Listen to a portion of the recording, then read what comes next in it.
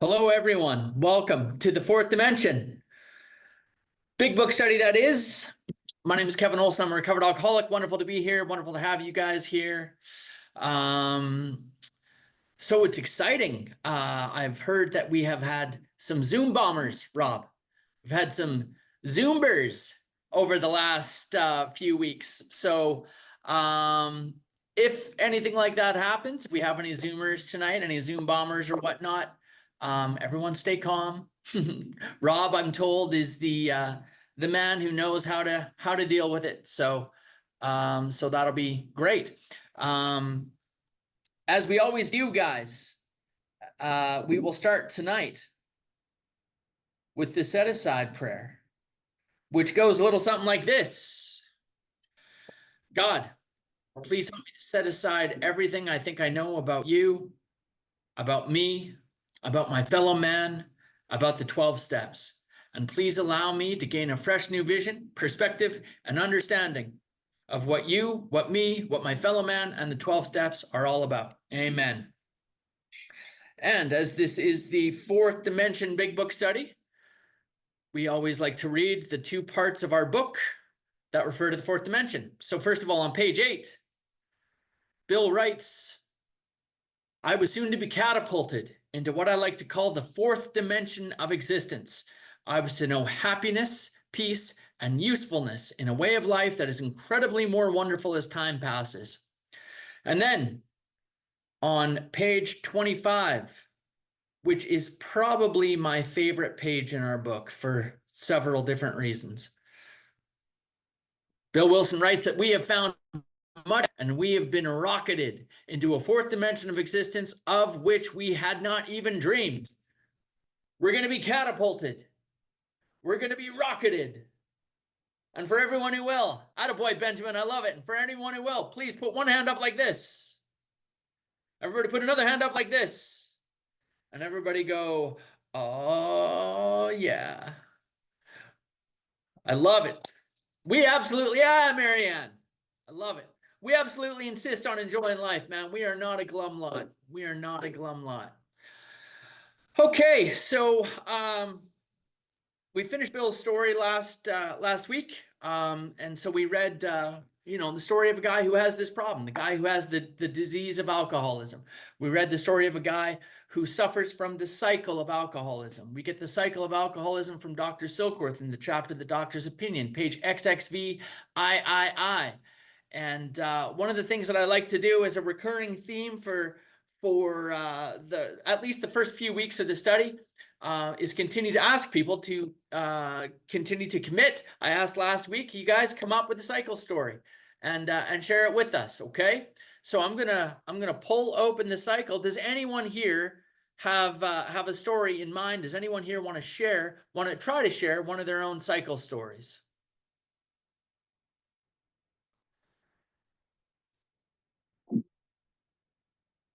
Don't leave me hanging, guys. Don't leave me hanging. Kevin, nobody can unmute by themselves because we've been hit really hard tonight too.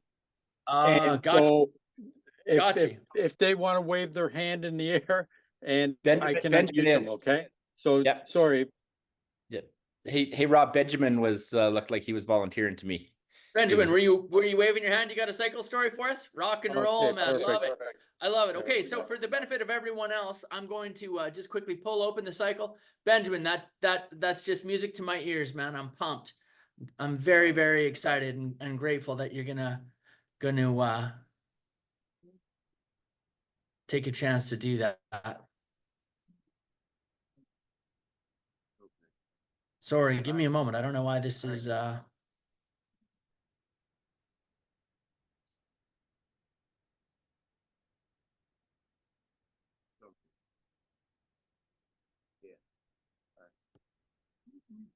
okay, hang on 1 minute. Can you guys hear me? Yeah, sorry, my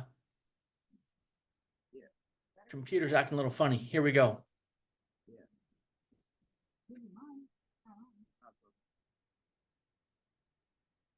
They're gonna unmute me so I can talk. There you go. Can you guys see the cycle on the screen right now? Yeah, great, Benjamin.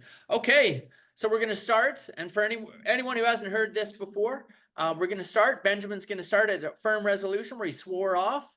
We're going to talk about what happened during his period of sobriety, becoming restless, irritable, and discontent. What happened, or more importantly, what didn't happen, what wasn't happening, what actions of Alcoholics Anonymous was he not taking that led to him becoming spiritually sick or spiritual malady.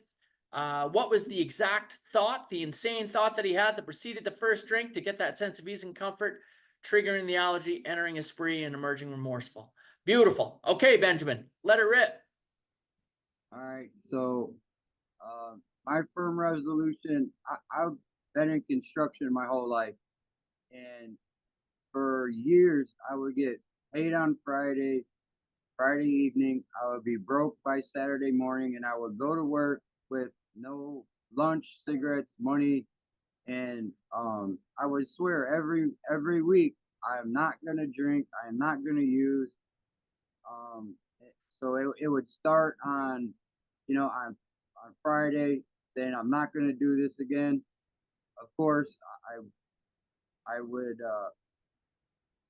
Monday I would say I would never do this again, and then I would go all week working, planning on what I was gonna do. I was gonna pay my bills, be responsible this time with my money. As the week would go on, the days would be longer, work would get harder, and Friday morning it would start going when I got to the job site, and I would wrestle with it all day. Am I gonna use tonight? Am I gonna drink tonight? How am I gonna, am I gonna cash my check at the bar again? This all gonna start all over. And then I would also listen to all my friends on the job site talking about what all they were going to do. Yeah, we're going to go to the bar. We're going to drink. We're going to have fun, blah, blah, blah. So I would end up going with them to cash my check at the bar. And I would say, you know what? I'm just going to have one or two. And just say, fuck it. I'm going to have one or two. And then once I started drinking, I can't stop. No matter what I try, no matter what I do, once that stuff hits my system, I'm going until I either stop when I'm out of money, I'm in jail, or I'm in a hospital. Like that's every time it starts, that's how it stops. And I would blow my paycheck. I would show back up at home the next day, no money for the bills, for the rent, for anything. Girlfriend and wife would be very upset. I'd be in an argument with them. I promised them I'd never do it again. And then Monday would come, I'd start work, and then it would go all week. And it was just years and years and years of that cycle, just every week, that battle, that inner battle every week with me. Benjamin, my friend, my brother, you nailed it. Nailed it. Round of applause for Benjamin, guys. Thank you. Round of applause. Round of applause. That was excellent. That was perfect. And I'm willing to bet, Benjamin, when you talked about throughout the week, okay?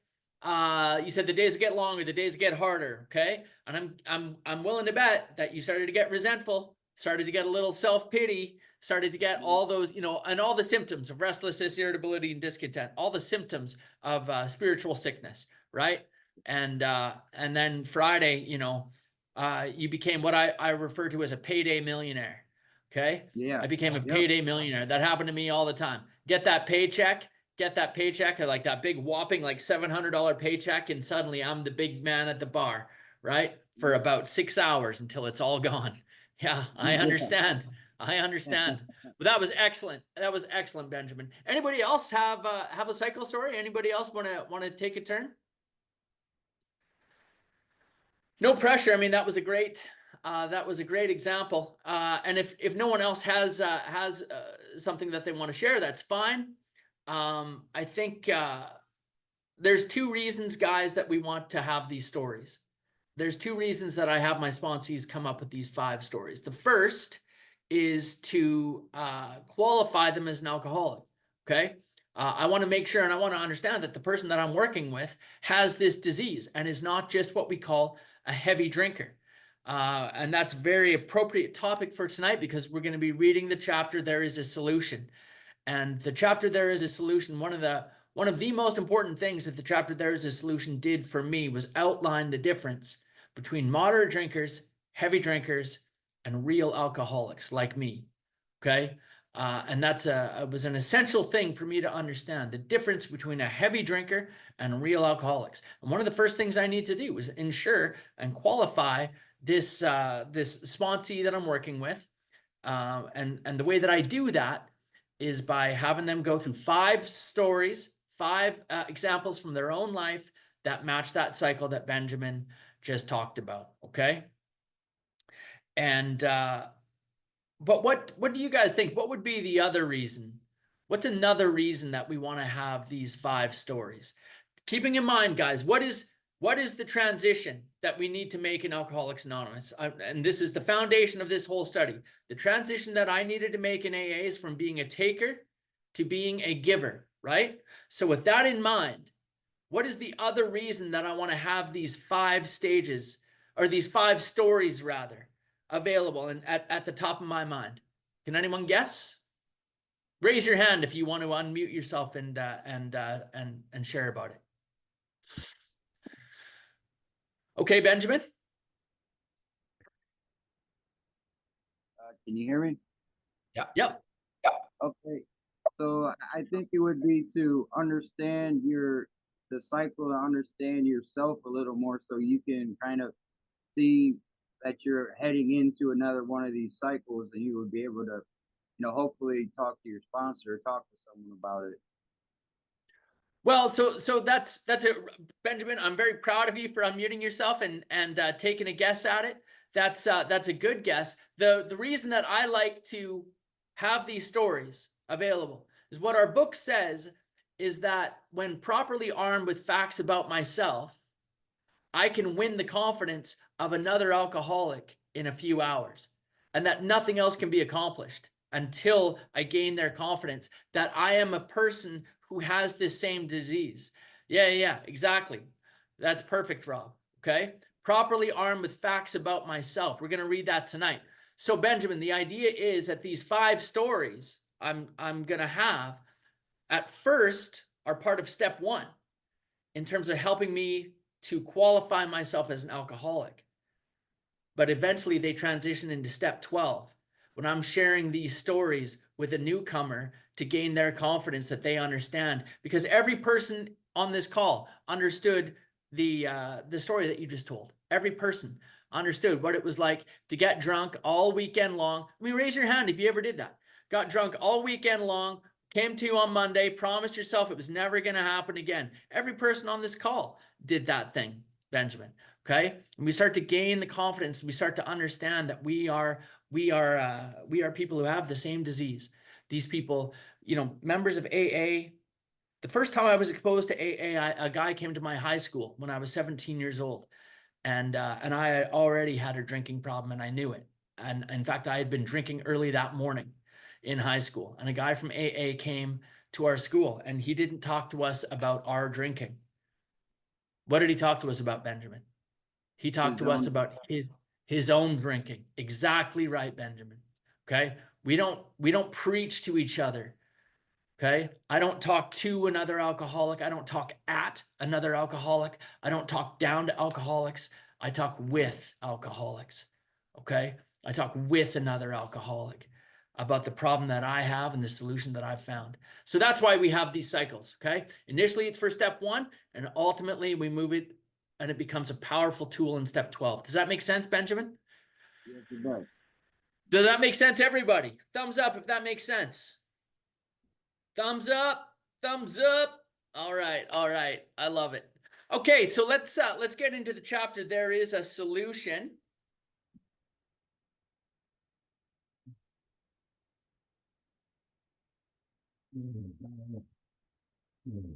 We're going to be on page 17 in our book.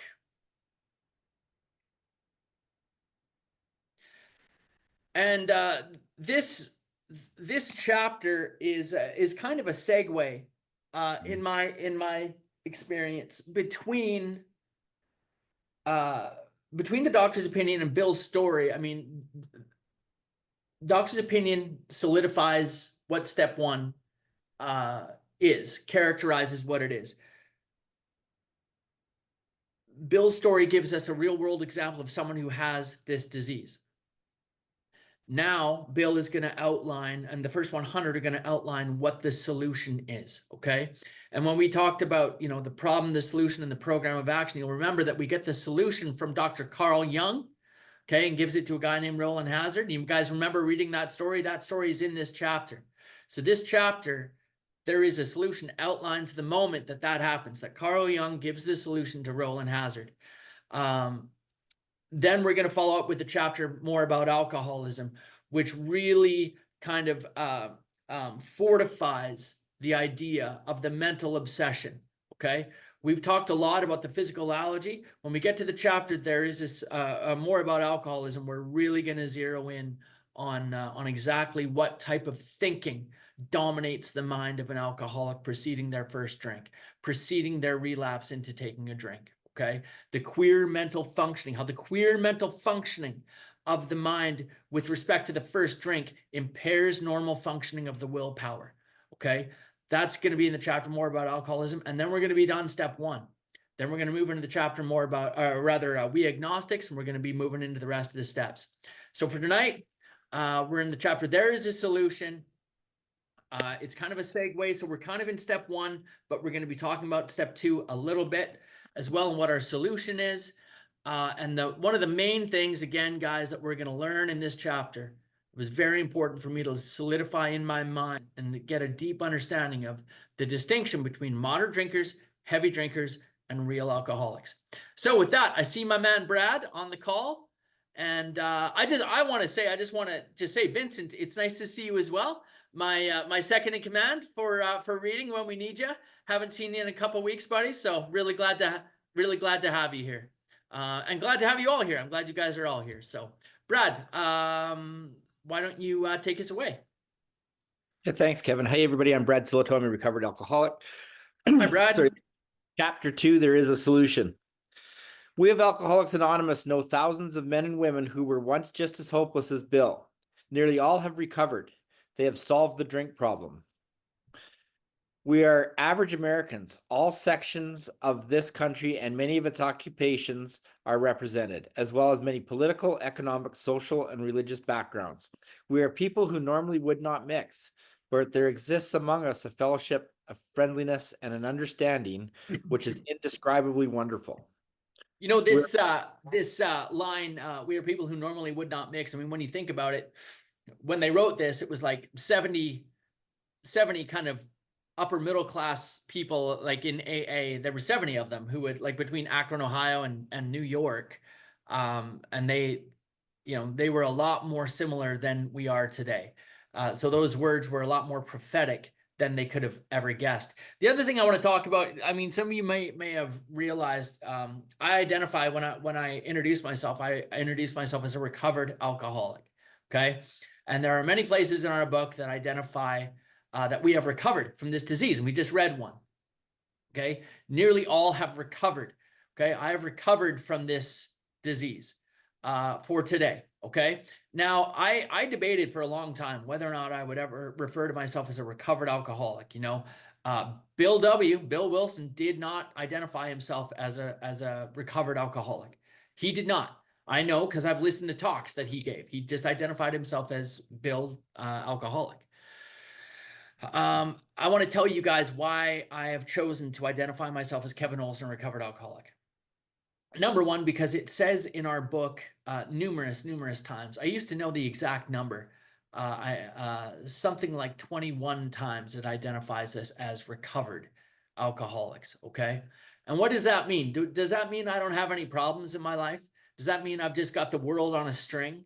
Does that mean I'm just, tap dancing down the golden rainbow? No, not at all. Okay. I'm not here to say that I've gotten all the angles of life figured out by any means. Okay.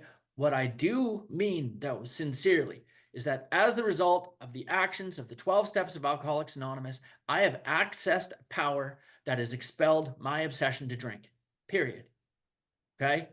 As the result of the actions of the 12 steps of Alcoholics Anonymous, I have gained access to a power that has expelled my obsession to drink, period. That is what it means to me to be recovered from the seemingly hopeless disease of mind and body.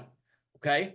So I believe that that has happened. The reason that I was taught to identify myself as a recovered alcoholic, and this is, guys, this is just my opinion.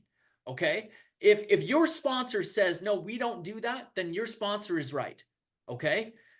Whatever your sponsor tells you to do is what is right for you. Okay. What I was taught, and I think it got my attention. Whether or not it catches yours is up to God. But for me, what they told me is that might be the only opportunity that you have to carry the full weight of the message of Alcoholics Anonymous to a newcomer. That they hear, I used to be an alcoholic, and today I am no longer an alcoholic. Today I am a recovered alcoholic. I'm not flailing around in this problem anymore. Okay. My book talks about permanent effect, man.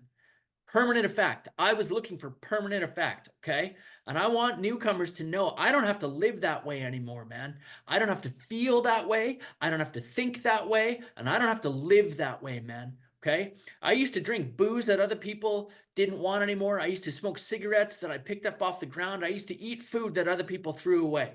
Okay. I don't have to live that way anymore. I don't have to think that way anymore. I don't have to feel that way anymore. I have recovered from that disease. Okay. And I want newcomers to know, and it may be the only moment that we have. And I want people to understand. I want new guys to understand that I've recovered from this disease. And it's really cool now, man. It's like a point of pride for the guys that I sponsor in my group when they cross over, at that point when they become, like, they ask, like, Kevin, can I start to identify myself as a recovered alcoholic? And like, yeah. And in my opinion, you may ask, like, well, when does that happen? Our book tells me that that happens in step 10.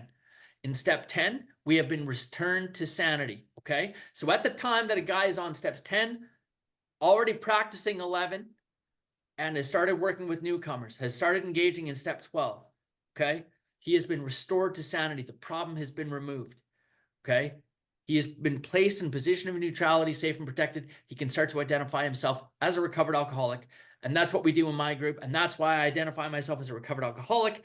And that's, I'm part of what, I mean, I'm just mentioning that here because we just saw the word recovered. Okay. We're all as hopeless as Bill. I was as hopeless as Bill. Okay. And I have recovered from that seemingly hopeless state of mind and body. As a result of the actions of the 12 steps of Alcoholics Anonymous, I have gained access to a power that has expelled my obsession to drink. Back to you, Brad. Hey, according to the Big Book and Concordance, it's 26 times. Thank you. Thank you. I have a concordance at home. I forgot what the number was. Thank you very much, Brad. I always like to point out to people, they always miss the first one because it's actually on the title page. On Roman numeral number 3. It's the very first title. The title page has the word recovered in it. So anyways. Amen. Amen. Good job. Thank you, Brad. We are like the passengers of a great liner the moment after rescue from shipwreck, when camaraderie, joyousness, and democracy pervade the vessel from steerage to captain's table. Unlike the feelings of the ship's passengers, however, our joy and escape from disaster does not subside as we go our individual ways. The feeling of having shared a common peril is one element in the powerful cement which binds us, but that in itself would never have held us together as we are now joined. Okay, just show of hands. Anybody here ever seen the movie Titanic? Raise your hand if you know who Jack is. Okay, raise your hand if you know who Rose is. All right, all right. I'm getting some laughs. I like it. I like it. Okay, so here's the deal. And Joe and Charlie talk about this all the time. I like to simplify by just talking about the movie Titanic. What they're saying here is that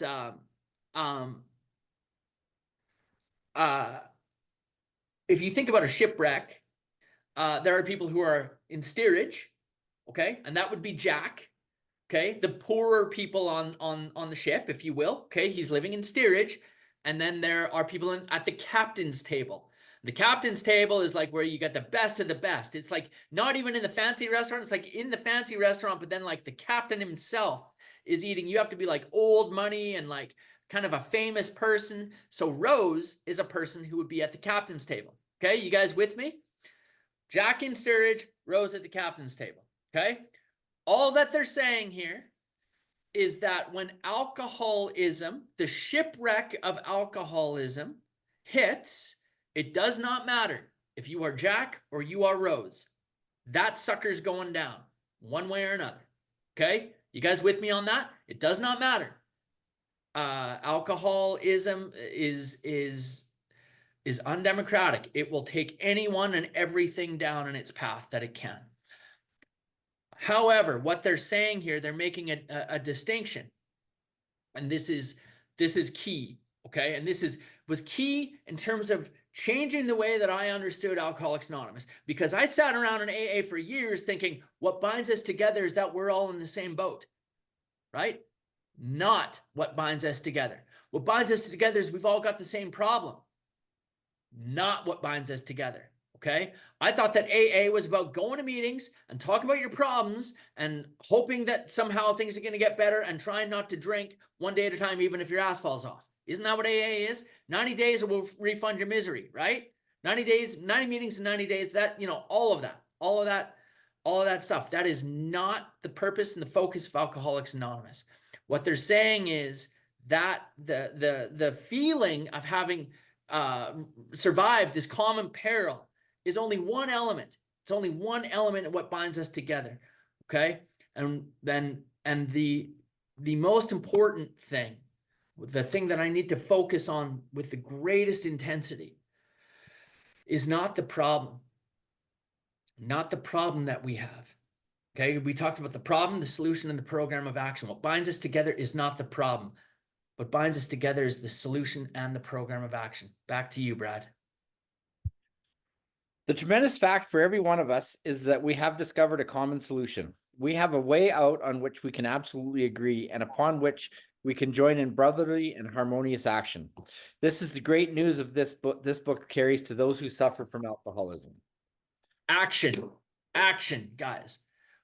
Harmonious action, okay? We don't have a 2-step program. We have a 12-step program. This is not about me just coming and admitting I'm powerless and just getting God, okay? There is a lot more work to be done in Alcoholics Anonymous to get connected to that solution, to get connected to that power. So we do have a way out, but that way out requires a tremendous amount of action, okay?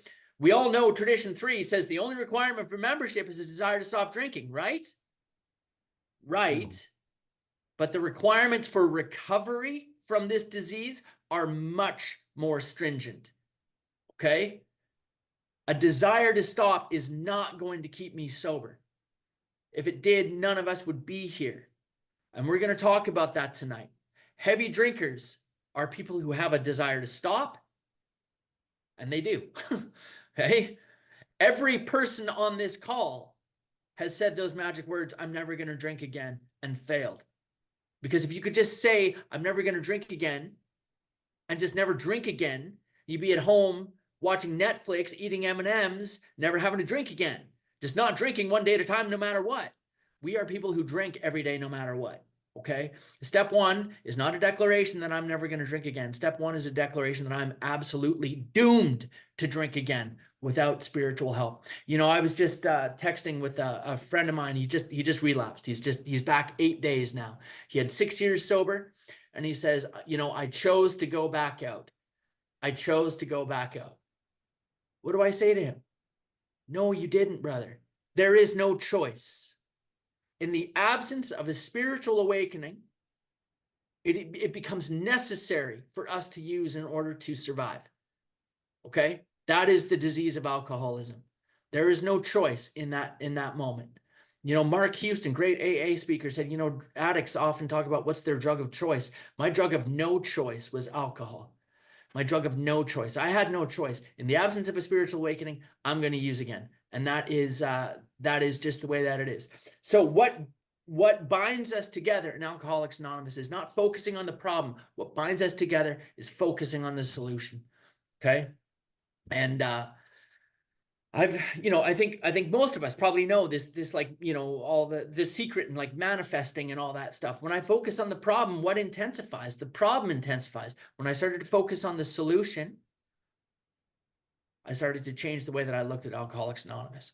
I started to change and stop seeing Alcoholics Anonymous as a stop drinking society, fellowship, and started to look at Alcoholics Anonymous instead as a spiritual finding God as a result, as a solution to alcoholism fellowship. And when I started to look at it that way, it started to have a profound impact on my life. Back to you, Brad. An illness of this sort, and we have come to believe it an illness, involves those about us in a way no other human sickness can. If a person has cancer, all are sorry for him and no one is angry or hurt. But not so with the alcoholic illness, for with it there goes annihilation of all things worthwhile in life. It engulfs all whose lives touch the sufferers. It brings misunderstanding, fierce resentment, financial insecurity, disgusted friends and employers, warped lives of blameless children, and wives and parents. Anyone can increase the list.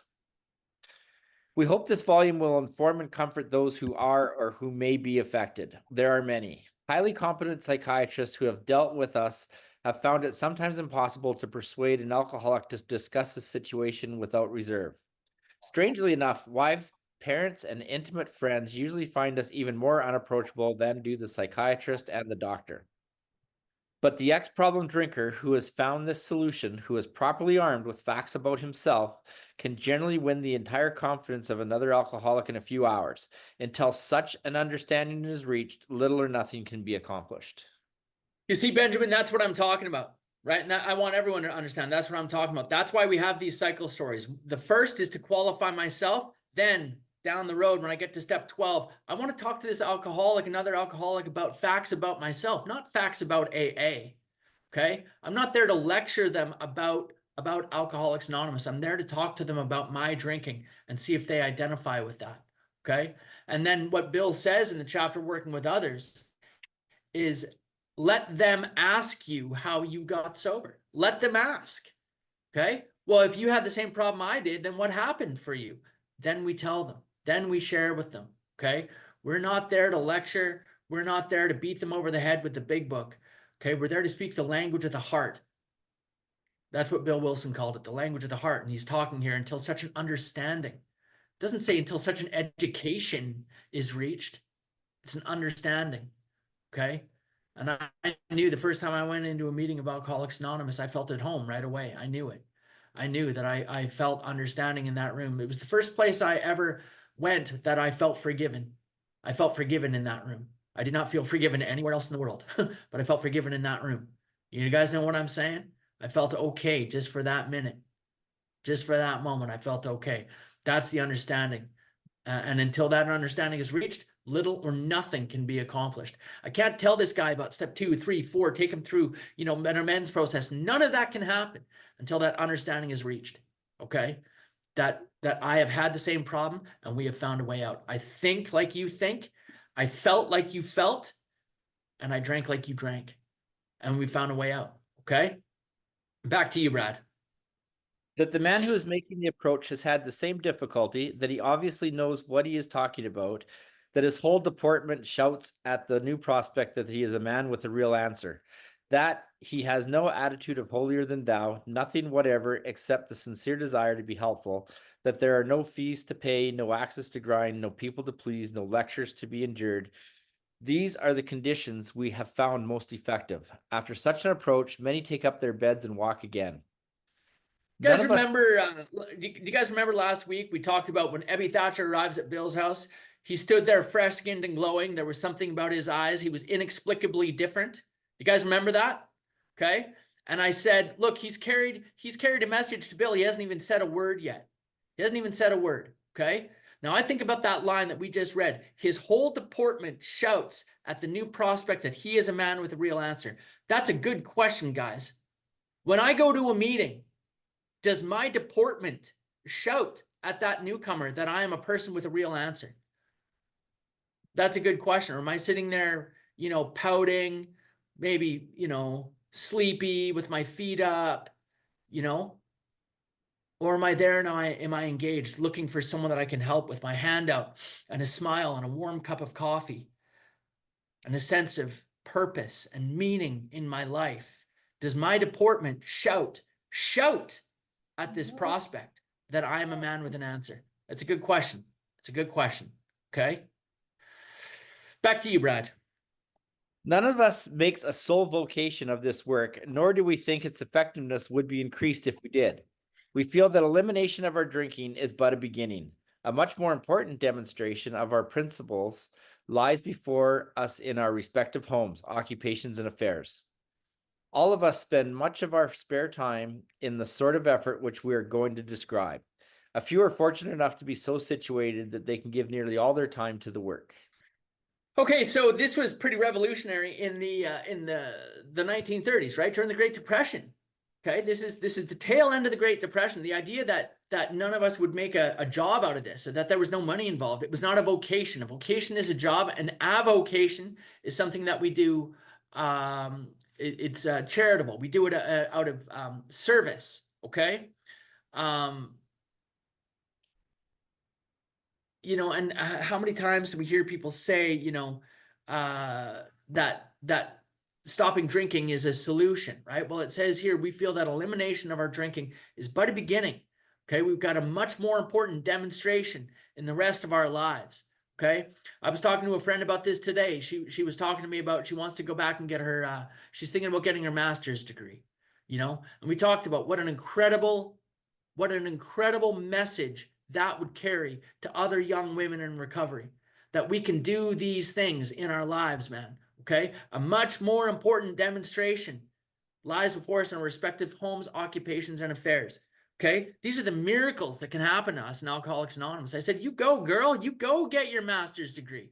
Okay, 100%. That's gonna raise your hand if you think like that would carry a pretty incredible message to other young ladies in recovery. Amazing that we can do these things, right? Okay, now this next line, guys, this is the key though. All of us, it says, all of us spend much of our spare time in the type of work we are going to describe. That is a good question. If I am a recovered alcoholic, am I spending much of my spare time in the type of work we're going to describe? Now, what's relative there for all of us is how much spare time we have. Okay, I am currently unmarried and I don't have children. I have a lot of spare time. I have more spare time than maybe a young parent with 3 little kids. But that young parent with 3 little kids who's in AA, the spare time that they have, are they spending much of that spare time in the type of work that we're going to describe? Somebody who goes back, say, for example, to get a master's degree, are they going to have less spare time because they are going to school? Yes. But what's key is, are they going to spend much of their spare time, the spare time that they have, as minimal as it may be, in this type of work? Okay. I have been taught that we live in AA and we visit the world. When I live in AA and I visit the world is an amazing place.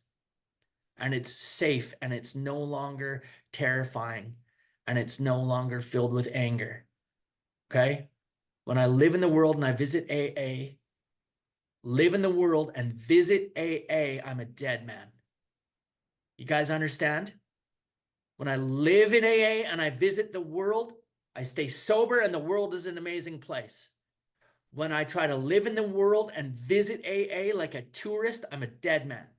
You got that? You with me on that, guys? It means all the difference in the world. So even though some of us are very busy, I mean, I have a very active career. I'm in Houston, Texas right now. I travel for work all the time. My spare time is dedicated. It says all of us spend much of our spare time. It's just a good question. Okay, so we just saw 2 good questions. Number 1, does my deportment shout at the prospect that I'm a man with a real answer? And number 2, am I spending much of my spare time in the type of work we're going to describe? Back to you, Brad. If we keep on the way we are going, there is little doubt that much good will result, but the surface of the problem would hardly be scratched. Those of us who live in large cities are overcome by the reflection that close by hundreds are dropping into oblivion every day. Many could recover if they had the opportunity we have enjoyed. How then shall we present that which has been so freely given us? We have concluded to publish an anonymous volume setting forth the problem as we see it. We shall bring to the task our combined experience and knowledge. This should suggest a useful program for anyone concerned with a drinking problem. Of necessity, Okay, I'm just gonna talk just very quickly about just a little bit of AA history. The original founders of AA actually had three ideas. There was three things they wanted to do. One was to build a big hospital, okay, big special hospital for alcoholics. That was number one. Number two, they were going to have a professional class of 12-stepper, okay, so paid 12-steppers who were going to go out and carry the message to others. And then the third was they were going to write a book, okay, in addition to the hospital and in addition to paid 12-steppers. They thought it would be nice to have a book too. Okay, and as God would have it, a lot of people have probably heard of the story. They go to talk to John D. Rockefeller Jr., who was a famous philanthropist. They thought, oh man, here's the touch. We're going to get rich now. This is where the money comes, right? This is where the money comes. Bill and Hank Parkhurst and all, some of the original members. And Rockefeller had the intuitive, providential feeling that he could not give these men money. If he gave them money, it was going to destroy it. The Alkies couldn't see it, but Rockefeller could. Absolute divine inspiration. He knew that what they had was sacred and special and spiritual, not financial, and that it had to stay that way. And so they were given a very small amount of money. And as a result, we stayed poor. Alcoholics Anonymous stayed poor for a long time. The only thing that we were able to get done was the publishing of this book that we're reading right now. And they actually sold shares. I don't know if you guys know that. They sold shares in a company called Works Publishing for like $25 a piece. And they sold multiple shares to, and they were going to sell thousands of copies of this book and everyone was going to make a lot of money. Spoiler alert. Nobody got rich and nobody made a lot of money. But millions and millions of people around the world got sober. And so God bless all of them. Okay, Brad, back to you. Of necessity, there will have to be discussion of matters medical, psychiatric, social, and religious. We are aware that these matters are, from their very nature, controversial. Nothing would please us so much as to write a book which would contain no basis for contention or argument. We shall do our utmost to achieve that ideal. Most of us sense that real tolerance of other people's shortcomings and viewpoints and a respect for their opinions are attitudes which make us more useful to others. Our very lives as ex-problem drinkers depend upon our constant thought of others and how we may help meet their needs. You may already have asked yourself why it is that all of us became so very ill from drinking. Doubtless you are curious to discover how and why. In the face of expert opinion to the contrary, we have recovered from a hopeless condition of mind and body. If you are an alcoholic who wants to get over it, you may already be asking, what do I have to do? So Brad, I noticed that you paused after that line, our very lives as ex-problem drinkers. And I'm sure you were expecting me to say something. What would you like to share about that line, Brad? I just like to point out when I get to this part of the book that, I always say, if you asked me, a number of years ago, where does this book talk about working with others? There's a whole chapter, working with others. But as you say, and that theme is spread through every single chapter in this book about working with others, right? And it says, our constant thought of others and how we may help their needs, right? That's what how I have to live. And it's that theme. If you as we go through this book, if you're watching for it, you'll see it in every single chapter again and again and again. Well, and this is a matter of life and death. Mm-hmm. Our very lives. This is our lives. Okay. And I'll tell you what, for that cat that I was talking to today, man, that guy, that's just back 8 days. I mean, he came very close to dying, man, and it's,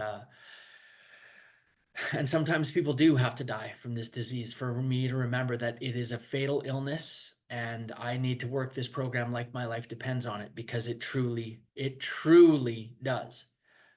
So it doesn't just say, our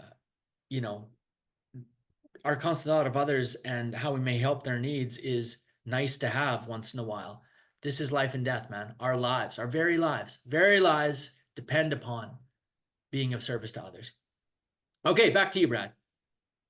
It is the purpose of this book to answer such questions specifically. We shall tell you what we have done.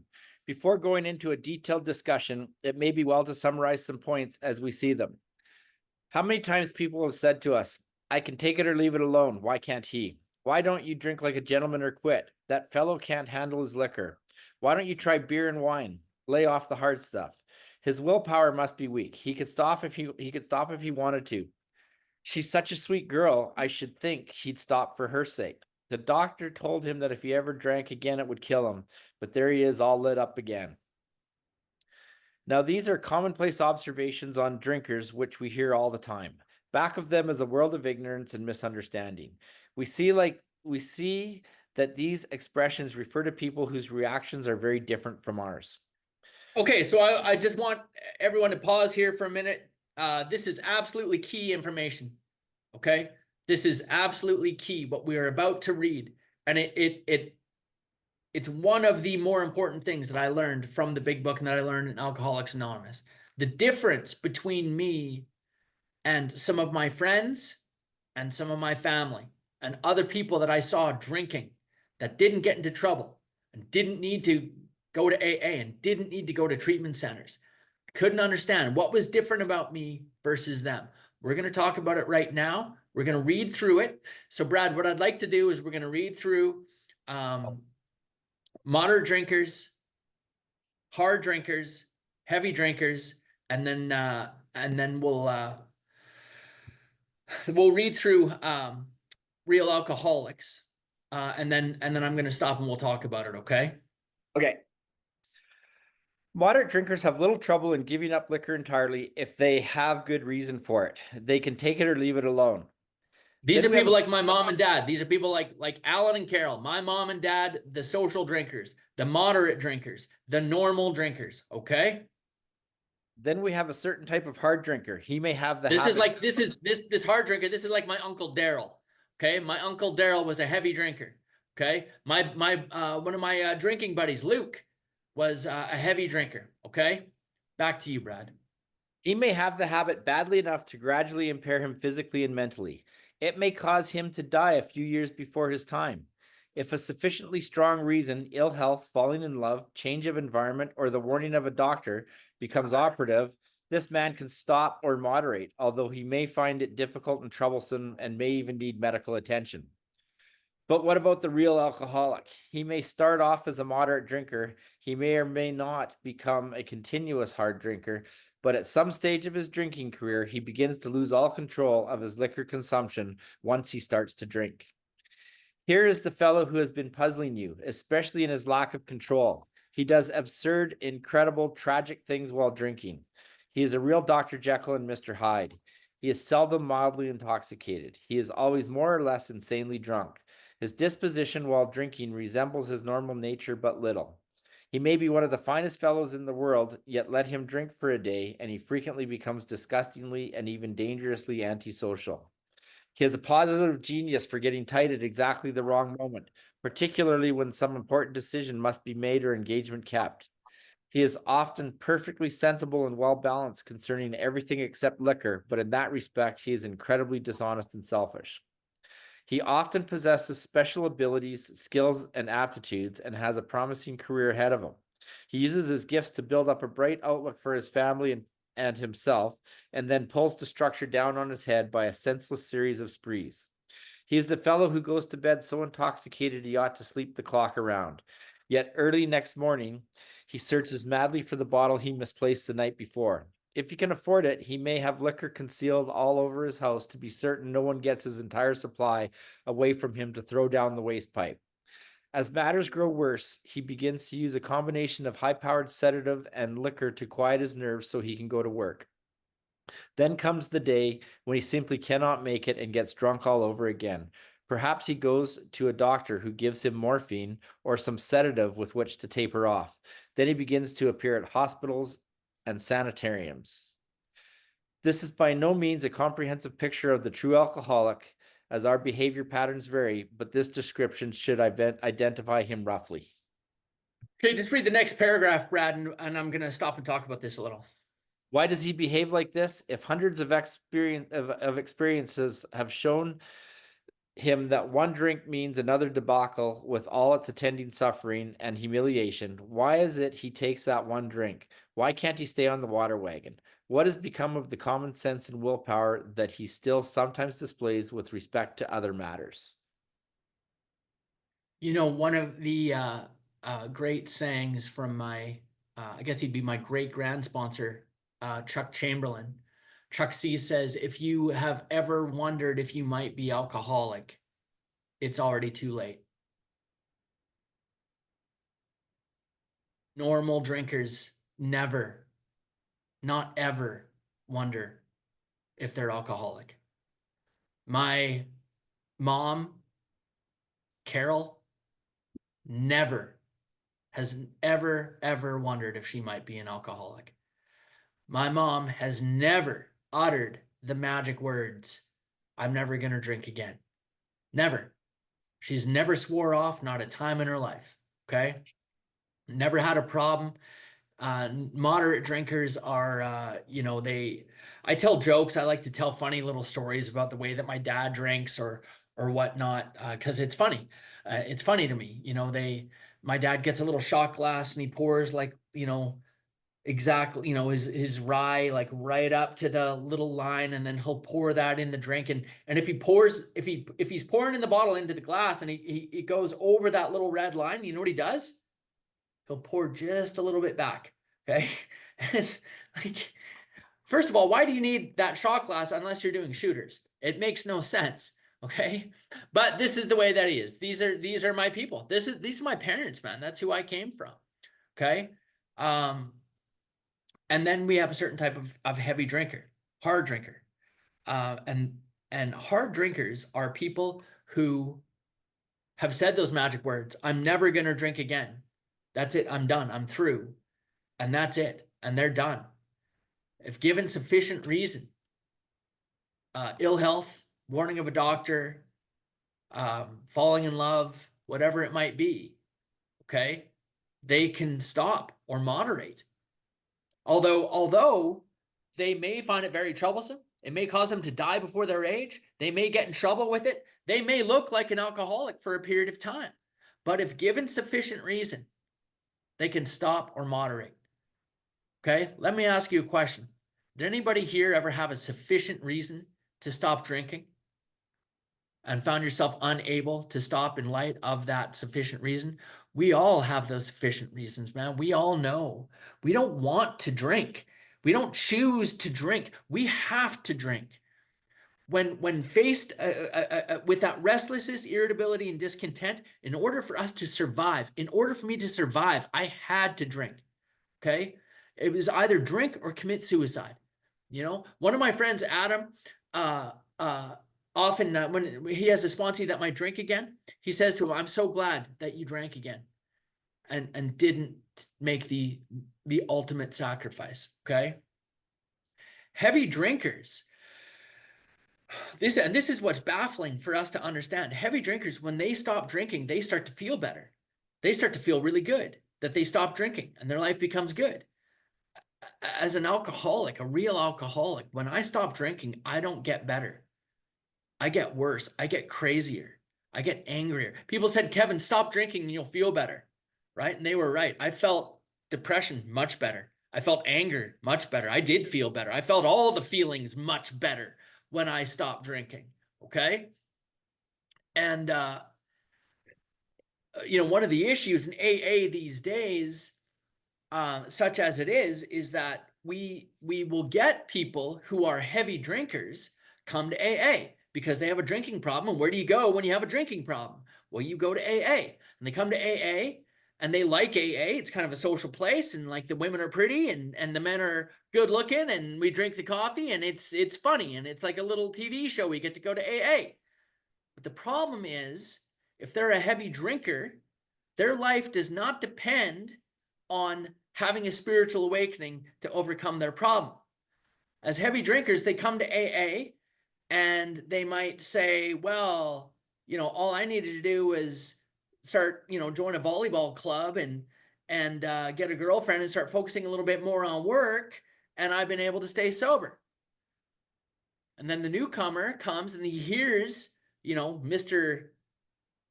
Johnny Heavy Drinker saying like, oh, newcomers, you just stop drinking and go to one meeting a week. And, I never had to get a sponsor work any of those steps. I just started playing more volleyball and got into a relationship and started, I got an education and just needed to focus on my nutrition. And suddenly, my life got better and I never had to drink again. Newcomer hears, all right, I like that deal. What's this other deal? And then he hears Kevin, that big book thumping AA Nazi, saying anything short of a spiritual awakening and I'm doomed to die an alcoholic death. My very life as an ex-problem drinker depends on my constant thought of others and how I may help meet their needs. Anything short of the full expression of all 12 steps in my life and I am doomed to die an alcoholic death. Surrender, confession, restitution, and service. Anything short of that and I am in danger. You need to get a home group. You need to get a commitment. You need to get a sponsor. You need to get a big book. You need to start working through the steps. The newcomer hears that and they think, Jesus, I don't want to do that. I like this volleyball deal. Okay. What's the issue? The issue is that if that man be a real alcoholic, he's going to die playing volleyball with that other guy. You guys with me on that? Do you understand what I'm saying? And this, I believe this is what Unity in Alcoholics Anonymous is about. Unity in Alcoholics Anonymous is that we are unified in the idea that we suffer not from a drinking problem, that we suffer from a spiritual sickness, characterized, the solution for which, in the absence of a spiritual awakening, is always going to be a drink for people like us. You guys understand what I mean by that? So I want to show you guys something that I came up with to help express this, and then we're going to be done. This is as far as and typically when we read the chapter, there's a solution. In this hour, this is as far as we ever get. So we'll stop here in just a couple minutes. I'll share this with you, and then everybody please stay on the call, okay? And we're going to go around the room. This is my favorite part. Everyone stay on the call. We're going to go around the room and everybody just say hello and let us know where you're from, because the fact that we have people here from all over the world is just mind blowing to me. So give me a moment. I'm going to share this with you.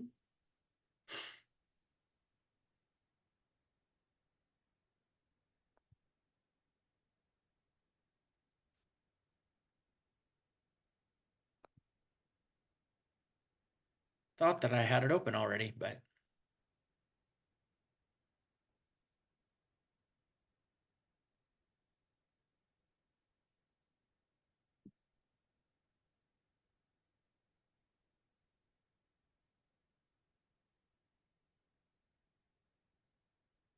okay.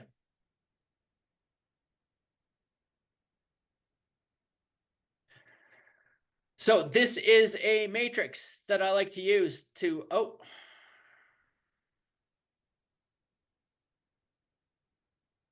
I don't know. Am I still sharing? Can you see the, See the cycle, Kevin.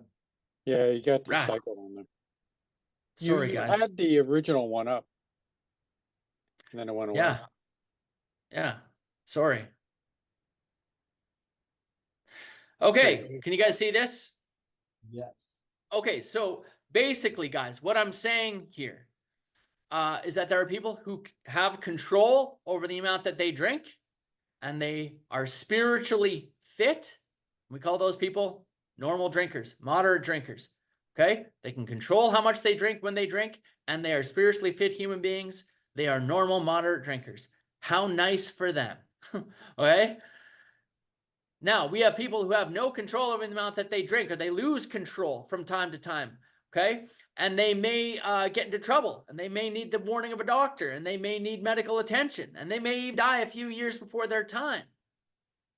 But they are still spiritually fit human beings. And when they stop drinking, they do not suffer from the restlessness, the irritability, the discontent, the resentment, the fear, the terror, bewilderment, frustration, and despair, the depression of alcoholism. You guys remember, we've talked about alcoholism is a disease that begins when I stop drinking. These people do not suffer from alcoholism. These people suffer from a drinking problem. And when you remove the alcohol, they no longer have a problem. Okay? My grand sponsor, Clancy, likes to say, if you have a drinking problem, then stop, then all these detoxes would turn out winners. And they don't.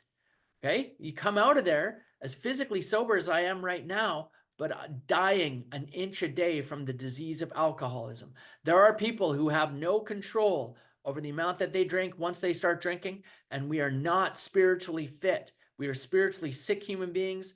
Restless, irritable, and discontent is my normal default condition under in sobriety. These are people that are known as alcoholics. Okay. I also like to say, and I like to point out, and we see it a lot these days, I think, that there are people who do have control. They don't have any drinking problem, but they are still suffer from this spiritual sickness. And these are people we call neurotic. Okay. And I want to share this with you really quickly, just because I think it's funny. I have the, this is a definition of neurotic from the internet. Okay. I want to see if you guys identify with this. Anxiety and apprehension, excessive worry and guilt, a tendency toward more negative emotions and reactions, irritability and anger, low self-esteem and self-consciousness, poor response to stress. I love this one. An interpretation of everyday situations as threatening. Okay. These are people who are neurotic. They don't suffer from a drinking problem. They suffer from the spiritual sickness. And when they drink, nothing happens. What happens to me when I drink does not happen to them.